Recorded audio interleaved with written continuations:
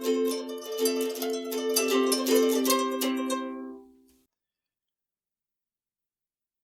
everyone, and welcome to a new episode of Ba Boom. Here, I'm not going to necessarily rant as much as I am going to compare two things together. And this isn't me trying to sway in one direction or another. In fact, I would actually like a lot of input and comments onto what you guys think as to this particular subject.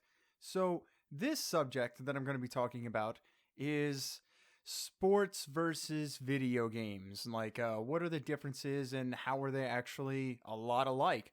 And one of the first things that we need to actually ask ourselves is what exactly is a sport? When the word sport came about, it was considered pastime, entertainment, something that you do uh, out of leisure. And it since then has grown into like this whole new word, and it kind of depends on what civilization you're looking at. If you're looking at Western civilization, where everything's all about football and baseball, everyone thinks sport means that everyone's got to always be physically trained and things like that. But the thing is if the International Olympic Committee considers chess a sport, how exactly are we pushing the bar with the word sport here? Like, what direction are we headed with the whole sports thing? Do we really need to do all that training to have something called a sport? And if so, if everything is physically if everything revolves around being physically and mentally adept, if there's a type of game out there that requires you to be incredibly mentally adept and the brain itself is a physical part of your body, if you've been doing nothing but training your brain in order to get better at this particular game, wouldn't that also be some strange form of physical training, especially if you're eating things like brain food, making sure that you eat things that are healthy for brain development, constantly training day and night to go ahead and get things done. And then at the other end of that is the hand-eye coordination. If you're good at video games, it's not necessarily you just looking at a screen and pointing and clicking. There's reaction times involved. Your hands, your controls, whatever you're using, needs to be top notch. Now, I'm not saying, they go out there and then they weightlift or anything like that, but they constantly have to play in order to get good at whatever they're doing. And it's not necessarily just with video games, it's other games as well. Jeez, and not to mention the statistics and the numbers. Think about it like this: if you look at fantasy football, right? If you look at fantasy football and there's nothing but numbers on this massive chart, how is that any different from looking at massive numbers for, say, an RPG or, any other kind of game you can think of? If it's all numbers and statistics, if you're thinking, hey, look, this running back's going to get this many yards and all this other kind of stuff, well, what's to say that this character's not going to, I don't know, kill this many things? Or what's to say that this guy has this many home runs and this guy has so much defense that he could, I don't know, block so many attacks? It's all just a numbers game. The only thing that separates sports from being called sports officially is luck. If the game itself relies on luck as an actual element of the game, then it is not a sport.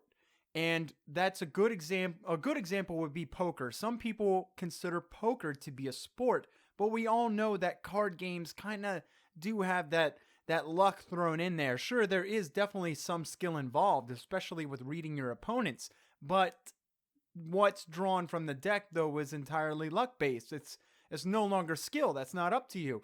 And that's why poker is not really a sport, but chess is, because there is no luck. It's skill versus skill. Man, and to think, so many times there have been video games based off of sports. There was even a board game based off of football, and American football, and it was called Blood Bowl. And they're actually coming out with a video game of it later. It's a turn-based football game, And it's like orcs and elves and dwarves and all this other kind of stuff, and there are all these different factions and stuff playing turn-based football, and it's all dice rolls and stuff. The dice rolls are definitely luck, but on the other hand, you got to give them credit for doing their best to adapt it over.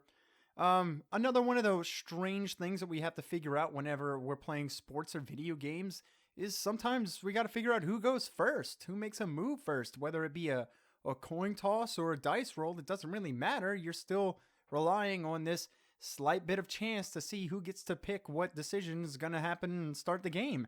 There's also the critical thinking skills and plans. How how are you supposed to defeat your opponent if you don't plan things out? It goes on both ends. That's why there are coaches with playbooks. There are people out there with like Dungeons and Dragons entire books upon books of stuff on things that you can do and things that you can figure out. There's so many things that you need to adjust for as well. There's massive amounts of critical thinking skills on both ends. Not to mention, there's also the endorsements that come from being a professional on both ends. It doesn't matter what you're doing. If you're a professional for any type of entertainment, I'm pretty sure you can get an endorsement. And the thing is that you're looking at commercials for Nike and I don't know, Powerade and whatnot, and you're thinking, wow, look at all those athletes, look at all those people that I've seen do amazing things before. But then you also have on the other end the whole video game and game people, and they're like, oh yeah, look, they're in an ad for a specific computer part or a mouse or a keyboard or a type of controller or some type of food or whatever. They train their asses off to get where they were. They either have natural talent or they've been training their asses off. And speaking of professionalism, drug bans. The thing is that the actual, official sports stuff doesn't allow, people who take drugs, steroids, things like that. The actual, the big leagues. And it's kind of happening in the video game world. There are actual drug tests for video game tournaments now because they want to be taken seriously. They don't want to be this laughingstock anymore. Not that long ago, what was it? ESPN, I think, tried to show a MOBA. And it didn't really go so well with the feedback from a lot of the fans because they're like, whoa, are you guys showing a video game as a sport? Lol, LOL, this is stupid. All those stupid tweets that people send out. And they're not really thinking about it from a good perspective. They keep thinking that a sport is all about just big buff guys doing whatever, and it's not really the case anymore because we've branched out. Let's see. There's also the practice. The massive amounts of practice. I said this earlier. There's so much practice that needs to go into both ends, sports and video games. How about this? You're going to get a good laugh out of this. In South Korea, we all know South Korea is big on real-time strategy games, massive on real-time strategy. They love it. They worship people who are good at real-time strategy games. And believe it or not, they actually have government-funded maids that go over to I'm going to call them an athlete just for the sake of argument. They send them over to the athlete's house or apartment to clean their house, their clothes, cook them food, do whatever's necessary so the athlete could actually spend more time playing the game and practice. That's how serious they take it. It's not a joke to them. It's a legitimate sport to them.